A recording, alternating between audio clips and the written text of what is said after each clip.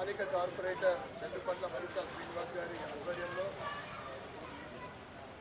14th finance నిధుల నుండి 10 లక్షల ప్రతి డివిజన్ ఫండ్ను ఈరోజు గ్రూప్ చేయడం జరిగింది.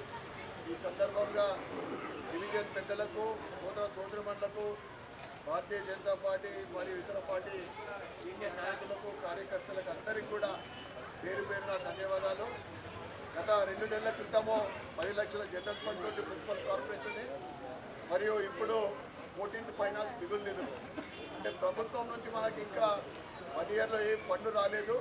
మేము అడుగుతా ఉన్నాం, తప్పకుండా వచ్చే కొద్ది రోజులలోనే ఫండ్ వచ్చే అవకాశం ఉంది.